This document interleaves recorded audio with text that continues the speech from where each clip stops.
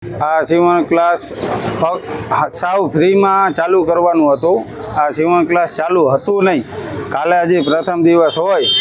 અમે લોકોએ સવારે રાજકોટ મહાનગરપાલિકામાં એવી એક અરજી કરેલી હતી કે જો કમિશનર સાહેબ અમને પરમિશન દે તો અમારે અહીંયા 5 દિવસનો વિધવા મહિલાઓ માટે એક કેમ્પ કરવાની વાત હતી, જેની અમે અરજી દઈને અહીંયા આવીને હજી અમે અહીંયા બધું સેટઅપ જોતા હતા ત્યારે અહીંયા 2 પત્રકારો આવ્યા। આ ખોટું છે એવું કહીને અમારી 50 દીકરીઓ વચારે જેમ તેમ બોલેલ અને એમ કીધેલ કે ભાઈ જો તમે અમને પૈસા નહીં દો તો અમે આ પ્રેસમાં હાઇલાઇટ કરીશું ગેરકાયદેસર છે, તમે પૈસા ઉઘરાવો છો।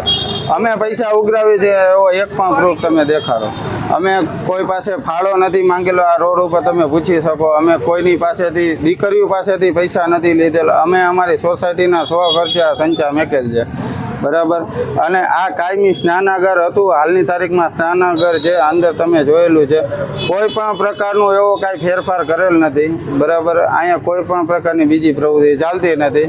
આ ફક્ત ને ફક્ત અમે કોઈ ખોટી જાહેરાત નથી દીધી મોટી રકમની, તેના માટે અમને આ બદનામ કરેલ છે, બીજું કાંઈ નહીં। પત્રકાર હતા એ અમે હમણાં 11 વાગે જવાના છીએ કમિશનર સાહેબને રૂબરૂ મળીને આગળની અમે કાર્યવાહી કરવાના જ છીએ। અમારા